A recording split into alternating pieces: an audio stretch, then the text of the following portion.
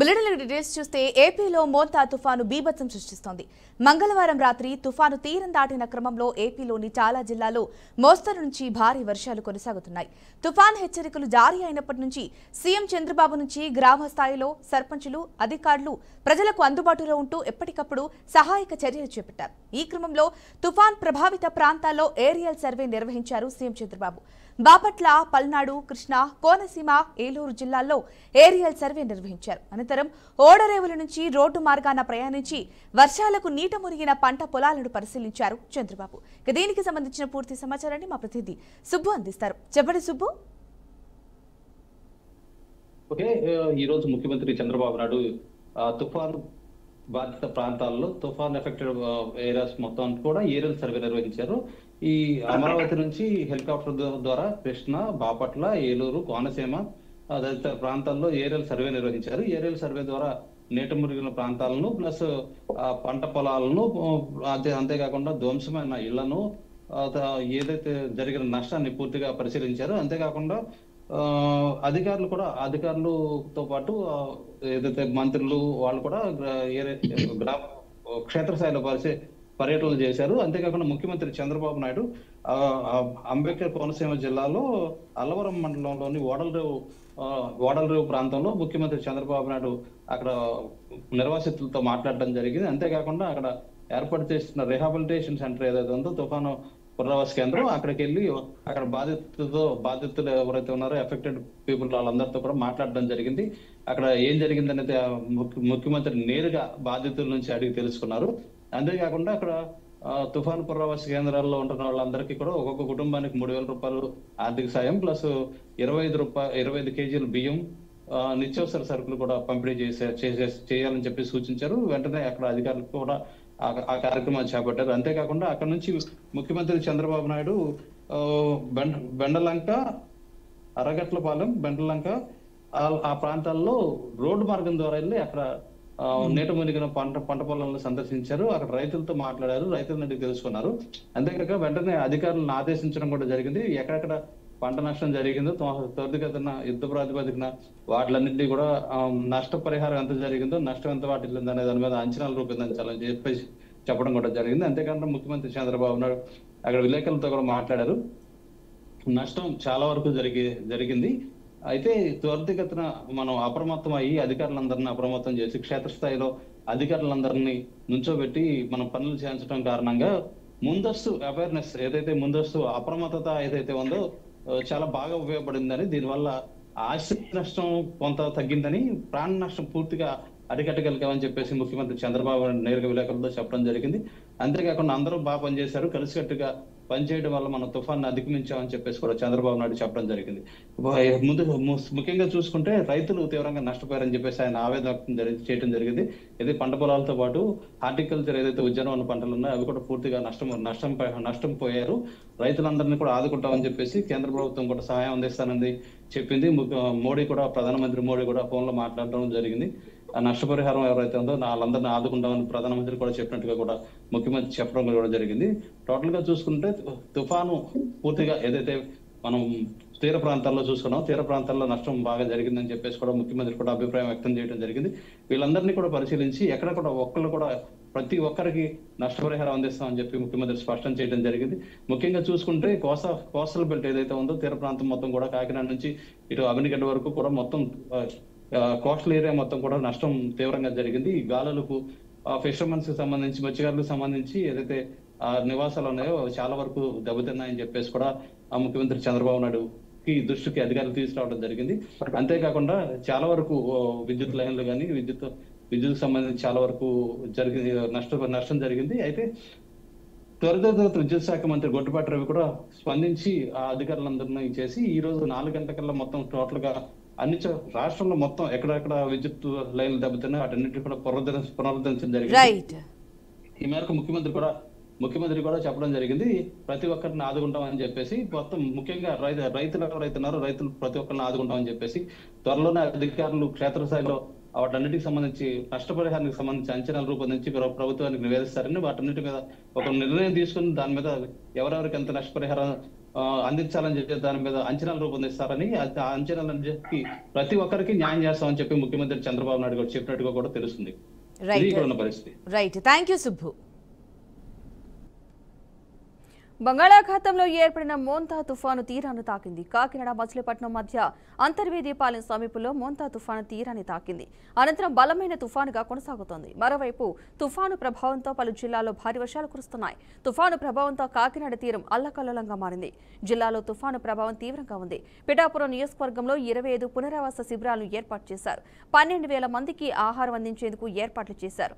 ఉప్పాడ, మూలపేట, కోనపాప పేట వంటి తీర ప్రాంతాల్లో అయితే పరిస్థితిపై అధికారులు ఎప్పటికప్పుడు సమీక్ష నిర్వహిస్తున్నారు. ఉప్పాడలో సముద్రం ఇంకా అల్లకల్లోలంగానే కనిపిస్తోంది. ఉప్పాడలో ముందు జాగ్రత్తగా విద్యుత్ సరఫరాను నిలిపివేశారు. ఇదే అంశానికి సంబంధించిన పూర్తి సమాచారాన్ని మా ప్రతినిధి అశోక్ అందిస్తారు. చెప్పండి అశోక్. Thank you Padma. రాష్ట్రమంతా మోంతా తుఫాన్తో అల్లకల్లోలం పరిస్థితి నెలకొంది. తీవ్ర తుఫాను అంతర్వేదిపాలెం సమీపంలో తీరం దాటనుండటంతో సముద్ర తీర ప్రాంతాల్లో గాలివాన్లు బేభత్సం సృష్టించాయి. అయితే కాకినాడ తీర ప్రాంతం మొత్తం అల్లకల్లోలంగా మారిందని చెప్పొచ్చు. తీవ్ర ఈదురు గాలులు, భారీ అలలు సముద్ర ఉధృతిని పెంచడం జరిగింది. అయితే ఇదే కోణంలో చూసుకున్నట్టయితే సముద్ర ఉధృతిని పెంచడంతో ఉప్పాడ, మూలపేట, కోనసాపేట ప్రాంతాల్లో కూడా అధికారులు అయితే అలర్ట్ అయితే ఇప్పటికే జారీ చేయడం జరిగింది. ఉప్పాడలో సముద్రం ఇంకా కూడా అల్లకల్లోలంగానే ఉందని చెప్పవచ్చు. సురక్షిత చర్యల్లో భాగంగానే విద్యుత్ సరఫరాను కూడా ముందుగా నిలిపివేయడం జరిగింది. పౌరుల భద్రత కోసం పోలీసు, రెవెన్యూ సిబ్బంది నిరంతర పర్యవేక్షణలో అయితే మాత్రం ఉన్నారు.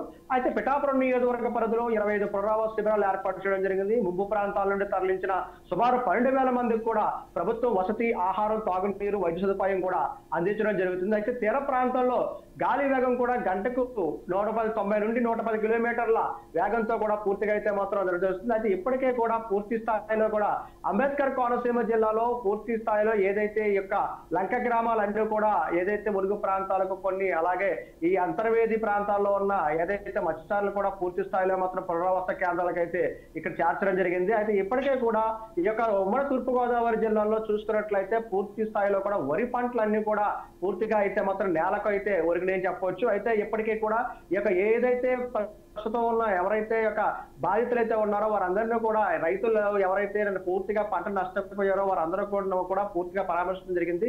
అయితే ఏదేమైనప్పటికీ భారీగా ఆస్తి నష్టం, ప్రాణ నష్టం ఏదైతే జరగకపోయినా సరే పూర్తిగా అయితే మాత్రం రైతు అయితే మాత్రం పూర్తిగా నష్టపోయాడని చెప్పవచ్చు. ఎందుకంటే పూర్తి ఈ యొక్క మోంతా తుఫాన్ అంతా కూడా రైతు పంట మీద కూడా పూర్తిగా ప్రభావం చూపిందని చెప్పొచ్చు. లక్షలాది ఎకరాలు ఇప్పటికే కూడా తూర్పు గోదావరి జిల్లా, అలాగే అంబేద్కర్ కోనసీమ జిల్లాలో కూడా పూర్తిగా వరి, అలాగే బొప్పాయి తోట, అలాగే పూర్తిగా ఏదైతే అరటి తోటలు ఉన్నాయో మినప, వరి ఇటువంటి అనేక వాణిజ్య పంట రంగాలన్నీ కూడా నేలకొరడంతో పూర్తిగా నాశనం అవడంతో కూడా పూర్తి స్థాయిలో అయితే మాత్రం రైతులు అయితే ఆవేదన వ్యక్తం చేస్తున్నారు. అయితే ఏదేమైనప్పటికీ ఇప్పటికే ముఖ్యమంత్రి చంద్రబాబు నాయుడు కూడా ఈ రోజు ఏదైతే ఇక్కడ ఉద్రిక్త వాతావరణ పరిస్థితుల్లో ఏదైతే ఇక్కడ జరిగిందో, తుఫాను ఉన్న పరిస్థితుల్లో ఉన్న ప్రాంతాలకి చేరువేసుకుని హెలిప్యాడ్ ద్వారా వేసి, అదే విధంగా ఈ అమలాపురం సంబంధించిన ఓడల రేవుకి అయితే మాత్రం ఈ బెండమూరు లంక రోడ్ నుంచి అలవరమల్ల బెండమూరు లంక రోడ్ నుంచి ఓడల రేవుకు చేరుకుని పూర్తిగా పంటలను స్వయంగా కూడా అతను పర్యవేక్షించి ఏది ఎక్కడ జరిగింది, ఎక్కడ ఏ రైతు నష్టంలో ఉన్నారని ప్రతిదీ కూడా పరిశీలించి చాలా వరకు కూడా ఆయనైతే బాధాకరం వ్యక్తం చేయడం జరిగింది. అయితే పూర్తిగా చూసుకుంటే ఏదైతే ముఖ్యమంత్రి చంద్రబాబు నాయుడు ఏదైతే రైతుల వద్దకు వచ్చి వారి బాధ విని వారి కష్టాలను, నష్టాలను చూసి చేసేందుకు కూడా రైతులైతే మాత్రం పూర్తిగా ఆనందం కూడా వ్యక్తం చేస్తున్నారు. అయితే తొందరలోనే ఈ యొక్క ఎవరైతే పూర్తిగా పంట నష్టం అయితే ఇబ్బంది పడుతున్నారో రైతులకు కూడా పూర్తి స్థాయిలో ప్రభుత్వం కూడా సహాయ సహకారాలు అందించే విధంగా చేకూరుతుందని చెప్పేసి కూడా ఈ యొక్క ముఖ్యమంత్రి చంద్రబాబు కూడా చెప్పడం జరిగింది. అయితే ఇప్పటికే ఏదైతే ఈ యొక్క పూర్తిగా ఈ మోంతా తుఫాను ప్రభావితంగా తీరం దాటినా సరే ఈ యొక్క కాకినాడ కానివ్వండి, ఉమ్మడి తూర్పు గోదావరి జిల్లాలో, అలాగే అంబేద్కర్ కోనసీమ జిల్లాలో కూడా మోస్తారు వర్షాలు, అలాగే గాలు కూడా కొనసాగుతూ ఉన్నాయి.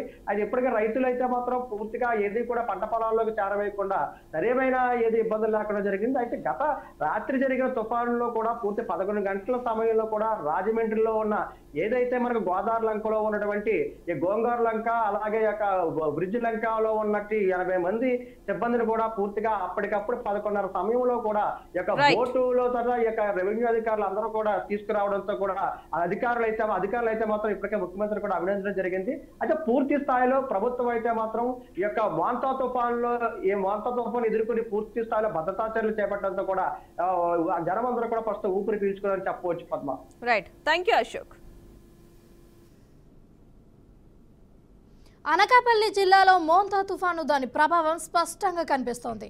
బుధవారం ఉదయం నుంచి తీర ప్రాంత మండలాల్లో ఈదురుగాలులు వీస్తున్నాయి.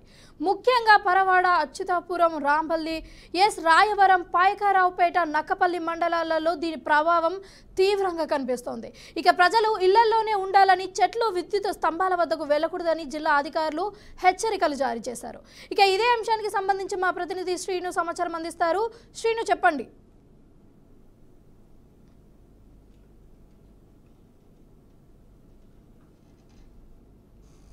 ముంతా తుపాను తాకిడికి అనకాపల్లి జిల్లాలోని ముఖ్యంగా ఎస్ రాయవరము, నక్కపల్లి ఈ ప్రాంతం అంతా కూడా చాలా తాకిడి జరిగింది. ఈ తాకిడి జరిగిన సందర్భంలోని ముంతా తుపాను ఎక్కువ మోతాదులోని నక్కపల్లి, ఎస్ రాయవరము, అచ్యుతాపురము ఈ ప్రాంతాలకు మాత్రం ఎక్కువ మోతాదులో చెట్లు విరిగాయి, అట్లా రోడ్లు పాడయ్యాయి. రెండోది అక్కడ సముద్ర మార్గంలో ఉన్నటువంటి సముద్ర మార్గం నుంచి పూర్తిగా నాశనమైందని చెప్పవచ్చు. కానీ ముంతా తుఫాను తాకిడి వల్ల పూర్తిగా జనానికి కావాల్సినటువంటి సదుపాయాలు కొంతవరకు కొనమరుగైంది. కానీ ఇవన్నీ చూస్తే ఒక పక్క తాండవ రిజర్వాయర్ కానీ మరో పక్క ఉన్నటువంటి నియోజకవర్గంలోని ఎక్కువ మోతాదులోని నక్కపల్లి, పాయకురాపేట నియోజకవర్గంలోని ఇప్పటికే 385 క్యూసెక్ల వాటర్ వచ్చినటువంటి ఇన్ఫ్లోను కూడా వదిలేటట్టు ఏర్పాటు చేశారు. దీన్ని పక్కన పెట్టుకుంటే ఇప్పటికే ముంతా తుఫాను తాకటం వల్ల పూర్తిగా పంట కూడా నష్టం వాటిల్లింది. పంట వాటిల్లటం వల్ల ఎక్కువ మోతాదులోని ఈ ఎక్కువ దట్టమైన అటు ప్రాంతం నుంచి కింద దిగువ భాగంలో ఉన్నటువంటి అనకాపల్లి నియోజకవర్గం, అనకాపల్లి జిల్లా మొత్తం ఉండటం వల్ల ఇప్పటికే నాశనమైందని చెప్పవచ్చు. ఈ నాశనం అవడంతో ఎక్కువ మోతాదులోని ఇళ్లలోకి వాటర్ చేరింది. ఇళ్లలోకి వాటర్ చేరడంతో ఇప్పటికే తోడుకునే పరిస్థితి వచ్చింది. ఇదంతా ఒక ఎత్తు అయితే మాడుగుల నియోజకవర్గానికి వెళ్దాము. సుమారుగా 7 నియోజకవర్గాలు ఉన్నాయి జిల్లాలోని. ఈ మాడుగుల నియోజకవర్గానికి వెళ్తే ముఖ్యంగా కోనం రిజర్వాయర్ కూడా అదే పరిస్థితి ఉన్నది. కానీ అతిపెద్ద రిజర్వాయర్ అయినటువంటి రైవాడ రిజర్వాయర్ ఏదైతే ఉన్నదో, రైవాడ రిజర్వాయర్ ఇప్పటికే అధిక మోతాదులో 114 మీటర్లు ఎత్తున్నటువంటి రైవాడ రిజర్వాయర్ ఏదైతే సాంద్రత ఉన్నదో దానికి ఇప్పటికే 113 వరకు కూడా వాటర్ ఫ్లో వచ్చింది. దీనివల్ల వరద నీరు సుమారుగా 1200 క్యూసెక్ల వరద నీరు ప్రతి గంటకి కొండ ప్రాంతం అవ్వటం వల్ల ఆ వాటర్ వస్తూ ఉన్నది. వాటర్ రావటంతో అది ఇప్పటికే 4 గేట్ల వరకు కిందకి శారదా నదిలోకి వదలటం జరిగింది. కానీ ఇప్పటికే జిల్లా కలెక్టర్ కూడా విజయకృష్ణన్తో పాటు అక్కడ స్థానిక శాసనసభ్యులు కూడా బండారు సత్యనారాయణమూర్తి కూడా అక్కడ సందర్శించి దీనిపైన ఏం చేస్తే బాగుంటుంది, ఎట్లా చేస్తే బాగుంటుంది, ఏ విధంగా చేయాలి, ఏ విధంగా ముందుకెళ్తే బాగుంటుంది అని చెప్పేసి ఇప్పటికే దాని మీద పూర్తిగా చర్చించారు. ఆ చర్చించి ఆర్డీఓతో పాటు ఇరిగేషన్ డిఈఏఈలు అందరూ కూడా వచ్చారు. విజువల్స్ కూడా మనం చూపెట్టాం. అయితే ఇప్పుడే ఏదైతే ఆ రైవాడ నీటి సాంద్రత వల్ల నష్టపోయినటువంటి కుటుంబాలకు ఇప్పటికి పునరావాస కేంద్రాలు 366 కేంద్రాలు కూడా పెట్టడం జరిగింది. దాంట్లో భాగంగా అక్కడి నుంచి ఇప్పటికే కోటపాడు మండలానికి పోతే అట్లాగే అక్కడ 5 సీటికల మండలానికి 2 ఆ నియోజకవర్గానికి వచ్చేసరికి అట్లా జరిగింది. అట్లాగే పెందుర్తి నియోజకవర్గానికి వెళ్దాం. పెందుర్తి నియోజకవర్గంలో కూడా ఇదే పరిస్థితి జరుగుతున్నది.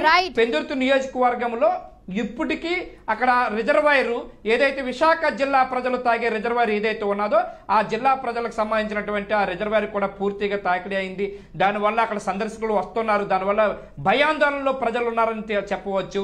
దాంతో పాటుగా ఇప్పటికే అచ్యుతాపురం ప్రాంతము, నర్సీపట్నంలోని ఇప్పటికే మంత్రి ఎవరైతే ఇప్పుడు నర్సీపట్నం స్పీకర్ గా ఉన్నటువంటి అయ్యాను పాత్రుడు కూడా ప్రకటన చేశారు.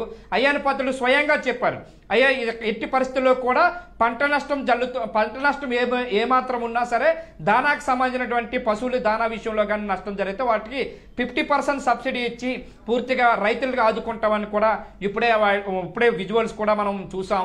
అది కూడా ఆయన చెప్పడం జరిగింది.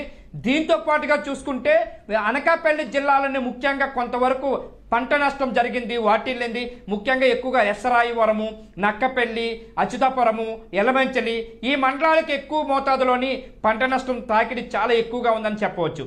కానీ ఇక్కడ నుంచి వేరే ఇదే జిల్లాలోని ఉన్నటువంటి నియోజకవర్గాల్లో చాలా వరకు కూడా ఇదే పరిస్థితి ఉన్నది. ముఖ్యంగా అనకాపల్లి అనకాపల్లి జిల్లాలోని చోడవరం నియోజకవర్గానికి కూడా ఎత్తు భాగంలో ఉన్నటువంటి రిజర్వాయర్లు ఏదైతే ఉన్నాయో ఇవన్నీ కూడా ఈ రోజు వాటర్ నీటి సాంద్రత ఎక్కువ అవడంతో రోడ్లు జలమలయ్యాయి. రోడ్లన్నీ నాశనమయ్యాయి, రాకపోకలు ఆగిపోయాయి. ఇప్పటికీ ఇక్కడి నుంచి పాడేరు వెళ్దాం అనుకుంటే పాడేరు వెళ్ళటానికి కోడూరు దగ్గర మొత్తం అంతా రోడ్డు నాశనం అవడంతో రాకపోకలు ఆగిపోయాయి. పూర్తిగా మొంతా తుఫాను తాకిడికి మాత్రం జిల్లా వ్యాప్తంగా ఒక నష్టం వాటిల్లని చెప్పవచ్చు. ఈ నష్టం వల్ల ప్రజలు పూర్తిగా ఇబ్బందులు పడుతున్నారని చెప్పవచ్చు. కానీ ఎంత అధికార యంత్రాంగం కానీ రాష్ట్ర ప్రభుత్వం ఎంత చేసినా సరే కింద స్థాయి వారికి మాత్రం వెళ్ళట్లేదని కూడా చెబుతూ ఉన్నారమ్మా. Right Srinu, thank you. ఇక తెలంగాణ కేబినెట్ లోకి మాజీ భారత క్రికెటర్ కాంగ్రెస్ నేత మహమ్మద్ అజారుద్దీన్ రానున్నారు. ఎల్లుండి ఆయన మంత్రి పదవికి ప్రమాణ స్వీకారం చేయనున్నారు. ఇటీవల గవర్నర్ కోటా ద్వారా ఎమ్మెల్సీగా అజారుద్దీన్ పేరును రాష్ట్ర ప్రభుత్వం ప్రతిపాదించింది. ఆ ప్రతిపాదనకు ఆమోదం లభించడంతో మంత్రి పదవి ఇవ్వాలని సీఎం రేవంత్ రెడ్డి నిర్ణయించారు. మంగళవారం సాయంత్రం ముఖ్యమంత్రి రేవంత్ రెడ్డిని కలిసిన అజారుద్దీన్ తనకు ఇచ్చిన అవకాశంపై కృతజ్ఞతలు తెలిపారు. ఇక దీనికి సంబంధించిన మరింత సమాచారం మా ప్రతినిధి వెంకట్ అందిస్తారు. చెప్పండి వెంకట్. మాజీ క్రికెటర్ కాంగ్రెస్ సీనియర్ నేత మహమ్మద్ అజారుద్దీన్కి మంత్రి పదవి లభించింది. ఈ మేరకు ఏఐసీసీ కూడా గ్రీన్ సిగ్నల్ ఇచ్చింది. సో ఎల్లుండి ఆయన మంత్రిగా ప్రమాణ స్వీకారం చేసే అవకాశం స్పష్టంగా కనిపిస్తుంది. ప్రస్తుతం ముఖ్యమంత్రి కాకుండా 15 మంది మంత్రులుగా ఉన్నారు. మరో ముగ్గురికి అంటే తెలంగాణ శాసనసభలో ఉన్నటువంటి సంఖ్య ఆధారంగా చూసినట్లయితే శాసనసభ్యుల సంఖ్య ఆధారంగా చూసినట్లయితే మనం ఇప్పుడు ఉన్నటువంటి 15 మంది కాక మరో ముగ్గురికి అవకాశం కల్పించే అవకాశం ఉంది. సో కాబట్టి కానీ ఈ ముగ్గురులో ఖచ్చితంగా మహమ్మద్ అజారుద్దీన్కి అయితే అంటే మిగతా 3 ప్లేసెస్ ఖాళీ ఉన్నప్పుడు కూడా మహమ్మద్ అజారుద్దీన్ మాత్రం ప్రస్తుతం ప్రియారిటీ బేస్ మీద తీసుకునే అవకాశం స్పష్టంగా ఉంది. ఎందుకంటే జూబ్లీ హిల్స్ జనరల్గా ఏంటంటే 2014 వరకు కూడా తెలంగాణ శాసనసభలో కాంగ్రెస్ తరపు నుంచి మేబీ శాసనసభ్యుడిగా కావచ్చు లేదంటేనేమో మంత్రిగా అయినా సరే మైనారిటీ ప్రాతినిధ్యం ఉంటూ ఉండేది. కానీ 2014 తర్వాత నుంచి ఆ పరిస్థితి లేదు. అంటే గెలవకపోవడం లేదంటే మంత్రి పదవి తక్కువపోవడం అటువంటి పరిస్థితి కొనసాగుతూ వచ్చింది కాంగ్రెస్ పార్టీలో. కానీ ఈసారి లాస్ట్ టైం కూడా నిజానికి చాలా చోట్ల అంటే తెలంగాణ వ్యాప్తంగా 170 నియోజకవర్గాల్లో కొన్ని ప్రాంతాల్లో మైనారిటీలు ముస్లింలు పోటీ చేసినప్పుడు కూడా ముస్లిం అభ్యర్థి పోటీ చేసినప్పుడు కూడా ఎక్కడ గెలవని సందర్భం. ముఖ్యంగా మహమ్మద్ అజారుద్దీన్ కూడా 2023లో జూబ్లీ హిల్స్ స్థానం నుంచి కాంగ్రెస్ అభ్యర్థిగా పోటీ చేసి ఓడిపోయారు. అంటే ఓట్లు సాధించినప్పుడు కూడా దాదాపు 65,000 ఓట్ల దాకా ఓట్లు సాధించినప్పుడు కూడా రెండో స్థానంలో ఉండిపోయి అతను ఓటింగ్ పాల్గొనడం జరిగింది. సో ఈసారి నిజానికి రేపు జరిగే ఉప ఎన్నికల్లో కూడా ఆయన కంటెస్ట్ చేద్దామని అంటే కొంత ప్లాన్ చేసుకున్నప్పుడు కూడా అది మెటీరియలైజ్ అవ్వలేదు. ఆయన్ని గవర్నర్ కోటాలో ప్రభుత్వం ఎమ్మెల్సీగా ఎంపిక చేసింది. ఆయనతో పాటుగా అజారుద్దీన్తో పాటుగా టీజేఎస్ అధ్యక్షుడు ఎవరైతే గత ఉన్నారో కోదండరామ్ ఆయన కూడా గవర్నర్ కోటాలో ఎంపిక చేసింది. కానీ గవర్నర్ దానికి ఆమోద ముద్ర వేయలేదు. సో అది పెండింగ్లో ఉండిపోయింది. సో మెయిన్గా జూబ్లీ హిల్స్ ఉప ఎన్నిక నేపథ్యంలోనే ఈ ప్రభుత్వం ఈ నిర్ణయం తీసుకుంది అనేది అయితే బలంగా వినిపిస్తుంది. ఎందుకంటే జూబ్లీ హిల్స్లో ఈసారి నెక్స్ట్ ఇప్పుడు ఉప ఎన్నిక జరగబోతుంది. అక్కడ ఆల్మోస్ట్ 4,12,000 మంది ఓట్ల దాకా ఉన్నారు. అందులో దాదాపు 1,00,000కు పైగా ఓట్లు ముస్లిం మైనారిటీ ఓట్లు ఉన్నాయి. కాబట్టి ఖచ్చితంగా క్యాబినెట్లో ప్రాతినిధ్యం కల్పిస్తే అది కొంత ఫెచ్చింగ్ అవుతుంది, ఓట్ల పరంగా కొంత కలిసి వస్తుందనే ఒక ఒపీనియన్తో ఏఐసీసీ నిర్ణయం తీసుకున్నట్టుగా అర్థమవుతుంది. గత 2 రోజులుగా నిజానికి ఏఐసీసీలో దీనికి సంబంధించి చర్చ కొనసాగుతుంది. మన మహమ్మద్ అజారుద్దీన్ విషయానికి వచ్చినట్లయితే అతను 2009 నుంచి కాంగ్రెస్తో ఉన్నారు. కాంగ్రెస్లో జాయిన్ అప్పటి నుంచి కొనసాగుతున్నారు. ఆయన ఫస్ట్ కంటెస్ట్ అంటే జాయిన్ అయిన తర్వాత వెంటనే యూపీ నుంచి మురాదాబాద్ నుంచి ఎంపీగా కంటెస్ట్ చేయడం, 5 ఏళ్ల పాటు లోక్సభ సభ్యుడిగా కూడా కొనసాగారు. ఆ తర్వాత ఇక్కడ తెలంగాణ కాంగ్రెస్లో కొంత కీలకమైన పదవులు కూడా చేయడం జరిగింది. లాస్ట్ 2023లో కాంగ్రెస్ క్యాండిడేట్గా జూబ్లీ హిల్స్ నుంచి గెలిచినప్పుడు కూడా ఓటమి పాలడం జరిగింది. సో ఓవరాల్గా ఏదైతే ఎక్స్పెక్ట్ చేశారో మంత్రి పదవి అజారుద్దీన్ను ఖచ్చితంగా మంత్రి అవ్వాలనేది అయితే కొంత గతంలో చాలా రోజులుగా ఎక్స్పెక్ట్ చేసిన పరిస్థితి కనిపిస్తుంది. సో ఈ నేపథ్యంలో ఆయన ఏదైతే ఎక్స్పెక్ట్ చేస్తారో అది జరిగిందని కూడా మనం భావించాల్సిన అవసరం ఉంటుంది. సో ఇప్పుడున్న పరిస్థితుల ప్రకారం అంటే రేపు ఎల్లుండి జరగబోయే ప్రమాణ స్వీకారంతో క్యాబినెట్లో ముఖ్యమంత్రి కాకుండా మొత్తం 16 మంది మంత్రులు ఉండే అవకాశం, అజారుద్దీన్తో కలుపుకొని 16 మంది, ఆ సంఖ్య 16కు చేరే అవకాశం కనిపిస్తుంది. ఇంకొక ఇద్దరికి అవకాశం ఉన్నప్పుడు కూడా దాన్ని ప్రస్తుతానికి పెండింగ్లో పెట్టినట్టుగా మనం భావించాల్సిన అవసరం ఉంటుంది. ఓవరాల్గా ఏదైతే జూబ్లీ హిల్స్ ఉప ఎన్నిక నేపథ్యాన్ని ఆ వ్యూహంలో భాగంగానే ఉప ఎన్నిక విజయాన్ని ఎలాగైనా విజయం సాధించాలనే వ్యూహంలో భాగంగా ఏఐసీసీ తీసుకున్న ఒక స్టాండ్గా ఒక స్టెప్గా మనం భావించాల్సిన అవసరం ఉంటుంది.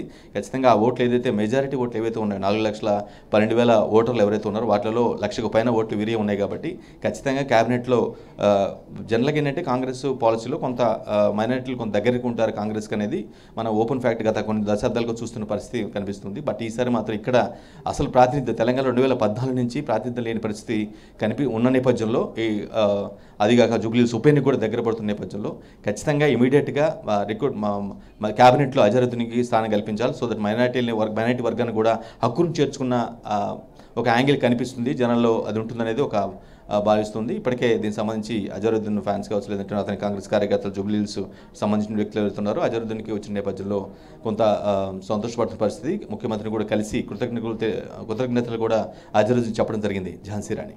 Right, thank you Venkat. Montha తుఫాను ప్రభావంపై ముఖ్యమంత్రి రేవంత్ రెడ్డి అధికారులను బుధవారం ఆరా తీశారు. వరి కోతల సమయం కావడం, పలుచోట్ల కళ్ళాల్లో ధాన్యం ఆరుపోసిన నేపథ్యంలో ఎటువంటి నష్టం వాటిల్లకుండా తగిన జాగ్రత్తలు తీసుకోవాలని సీఎం అధికారులను ఆదేశించారు. ధాన్యం, పత్తి కొనుగోలు కేంద్రాల్లోనూ తగిన ఏర్పాట్లు చేయాలని సీఎం సూచించారు. మొంతా తుఫాను ప్రభావం ఉమ్మడి ఖమ్మం, ఉమ్మడి వరంగల్, ఉమ్మడి నల్గొండ జిల్లాల్లో అధికంగా ఉండటం, హైదరాబాద్ సహా ఇతర జిల్లాల్లోనూ భారీ వర్షాలు కురుస్తుండటంతో అన్ని శాఖల అధికారులు, సిబ్బంది అప్రమత్తంగా ఉండాలని సీఎం రేవంత్ రెడ్డి ఆదేశించారు. ఇక ఇదే అంశానికి సంబంధించిన పూర్తి సమాచారాన్ని మా ప్రతినిధి రాజేంద్ర అందిస్తారు. రాజేంద్ర, చెప్పండి. Thank you Padma. మోంతా తుఫాన్ కారణంగా తెలంగాణ ప్రాంతంలోని అన్ని ఏరియాల్లో కూడా భారీ వర్షాలు కురవడంతో అన్ని వర్గాల ప్రజలు తీవ్రమైన ఇబ్బందులు పడుతున్న పరిస్థితులు చూస్తున్నాం.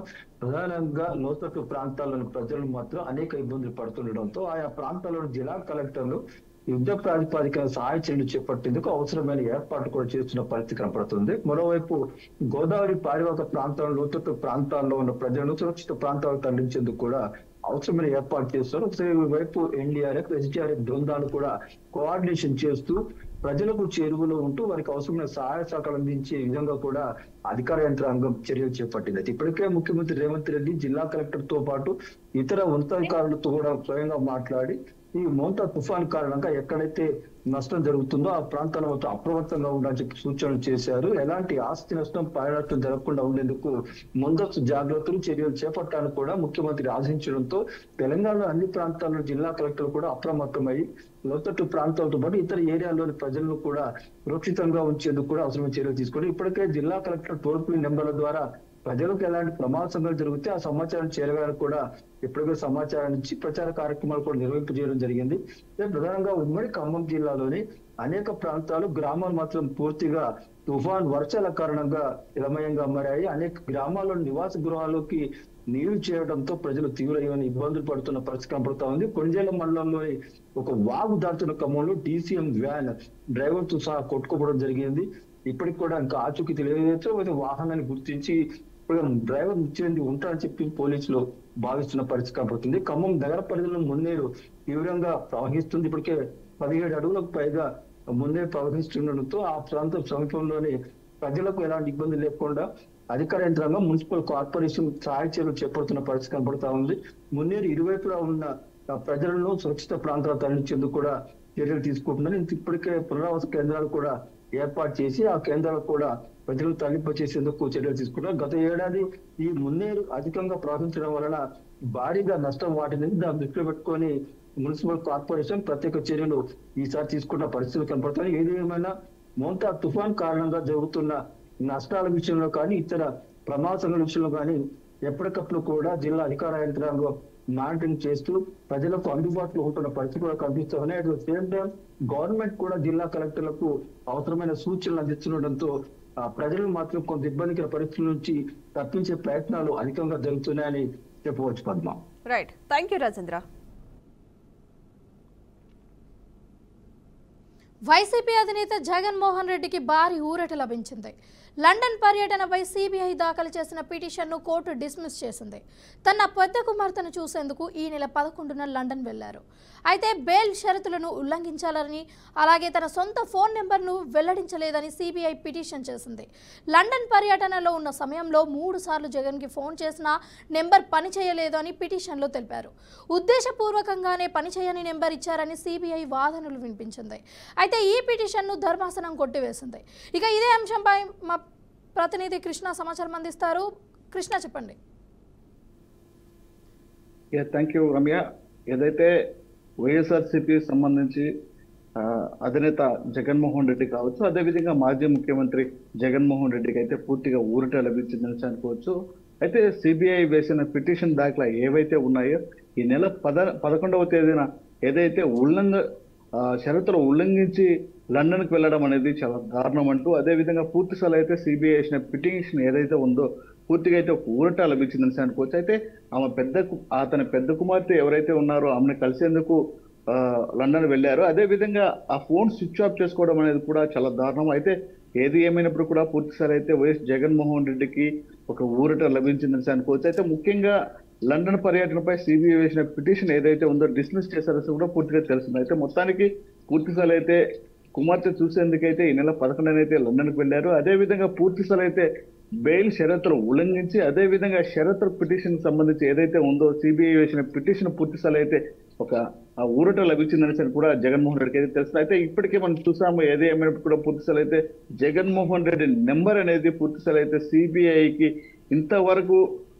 పని చేయట్లేదని అనడము, అదేవిధంగా పూర్తిసారి అయితే దాదాపు 3 సార్లు లండన్ లో ఉన్నప్పుడు 3 సార్లు కూడా ఫోన్ చేసినా కూడా ఫోన్ స్విచ్ ఆఫ్ గా ఉందని చెప్పడం అనేది కూడా ఒక ఆశ్చర్యకరమైన విషయమే. ఎందుకంటే ఒక సాధారణ వ్యక్తి అయితే కాదు, అయితే ఒక రాష్ట్రాన్ని గతంలో శాసించిన వ్యక్తి, అదేవిధంగా పూర్తిస్థాయి అయితే జగన్మోహన్ రెడ్డికి సంబంధించిన ఏదైతే నెంబర్ ఉందో పూర్తిస్థాయి అయితే సిబిఐకి ఇవ్వాలి. అదేవిధంగా పూర్తిస్థాయి అయితే సిబిఐ షరతులు కూడా పాటించాలి.